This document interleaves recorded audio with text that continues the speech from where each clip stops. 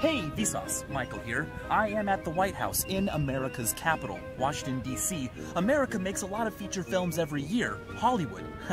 But they don't make the most feature films every year. Nigeria makes more. But the country that makes the most films every single year is India. Every 2 years, the country of India fills up enough film with unique feature films to stretch all the way from this city, Mumbai, to where I live, in London. That's double what Hollywood produces in 2 years. That is a lot of movies. But is real life a movie? I've discussed the frame rate of the human eye before, but how does the resolution of the human eye compare to a camera or screen? VHS? Laserdisc? DVD? Blu-ray? IMAX? Numbers like these are pixel dimensions. When multiplied, they tell us the total number of picture elements an image is made up of, a figure often used to describe digital cameras. It might sound like more is better, but to be sure, numbers like 1920 by 1080 are not resolutions per se. More pixels is only part of the equation. Resolution is about distinguishing fine details, and that depends on a lot of other factors. For instance, the amount of light, the size of the sensors, what the millions of pixels are actually encoding, and how close the subject is. I mean, up close, Salvador Dali's painting of his wife looking at the Mediterranean can be resolved into boxes, but from afar, well, it's Abraham Lincoln. For crying out loud, on a small enough screen from far enough away, low and high so-called resolutions on screens aren't even resolved differently from one another by your eye. How different nearby pixels are from one another also matters. This is called spatial resolution. For instance, if I go out of focus, the number of pixels in the video frame stays the same, but you can't resolve as much detail. Now, with all of this in mind, we can still compare human vision to a digital image by asking a better question. Assuming everything else is optimal, how many pixels would you need to make an image on a screen large enough to fill your entire field of view look like real life, without any detectable pixelation? Now we are getting somewhere. Kind of. The analogy is still cruddy because a camera snaps an entire frame at once, whereas our eyes move around. The brain amalgamates their constant stream of information into what we call vision, sight. In fact, the image created by the eyeball alone during a single glance would hardly even be acceptable on a broken TV screen. We think our eyes create images like this picture guy took of me with a camera. But for one thing, unlike a camera, you've got some stuff in the way. For instance, you are always looking at your own nose, and maybe even glasses if you have them. Luckily, our brains process those stimuli out because they don't matter and they don't change, but thinking those are the only differences is a pitfall. Literally, Latinly. The fovea gets its name from the Latin for pitfall.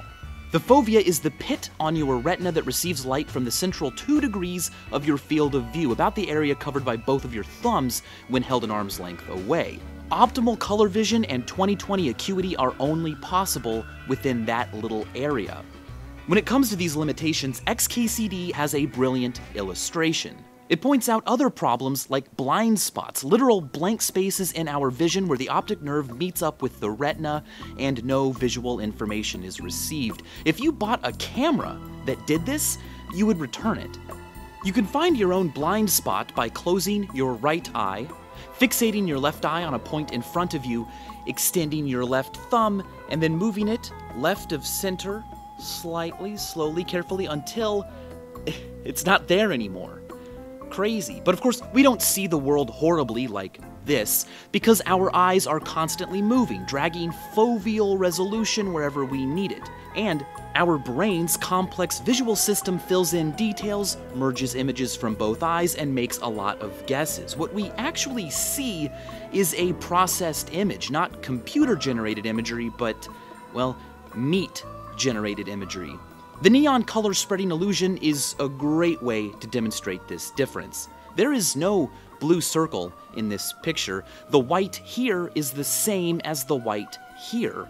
A camera isn't fooled, a screen isn't fooled, only you and the fleeting gumbo of ingredients you call perception is fooled. Our vision is not analogous to a camera. But our reformulated question can still be answered because human anatomy allows us to resolve, to differentiate certain angular distances. Famously, Roger N. Clark used a figure of 0.59 arc minutes as the resolution of the human eye to calculate, based on the size of our total field of view, how many of these distinct elements could fit inside of it. The result was an approximation of exactly what we want to know: how many individual picture elements, pixels, our vision can appreciate. His answer? 576 megapixels.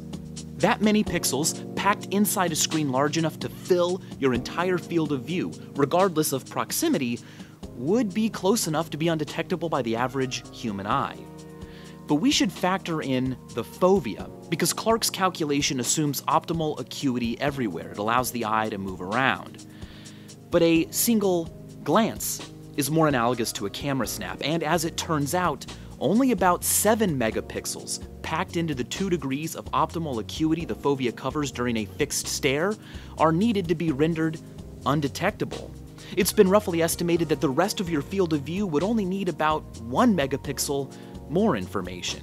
Now that might sound low, but keep in mind that there are plenty of modern technologies that already use pixel densities better than we can differentiate. As Bad Astronomer deftly showed, Apple's Retina displays truly do contain pixels at a density average eyesight can't differentiate from typical reading distances.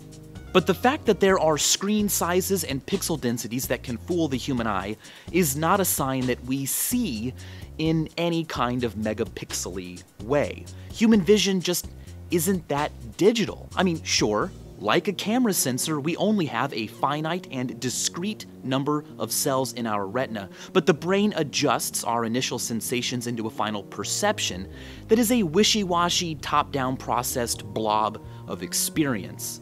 It's not made of pixels, and furthermore, unlike a camera, it's not saved in memory with veracity like a digital camera file. Absolutely no evidence has ever been found for the existence of a truly photographic memory. And what's even cooler is that not only do we not visually resolve the real world like a movie camera, we also don't narratively resolve conflict and drama in our lives like most movie scripts. The point of all of this, what I'm getting at, is an idea that initially drew me to this question. We play roles in the movie of life, but it's a special kind of movie. Cinematic victories and struggles are often discrete, resolved like pixels with unbelievably perfect beginnings and endings, whereas the real world is all about ear resolution. I like how Jack Angstreich put it in Cinemania. In a movie, a character can make a decision and then walk away from the camera across the street and have the credits roll, freezing life in a perfect happily ever after.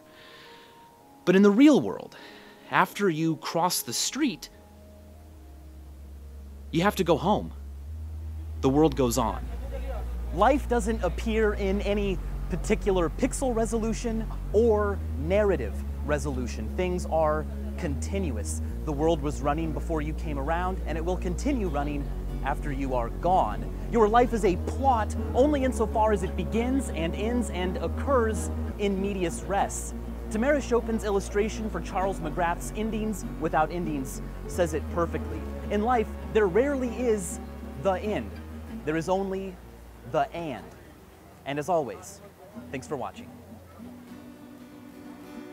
गुलाबी आँखें जो तेरी देखी शराबी ये दिल हो गया संभालो मुझको ओ मेरे यारों संभलना मुश्किल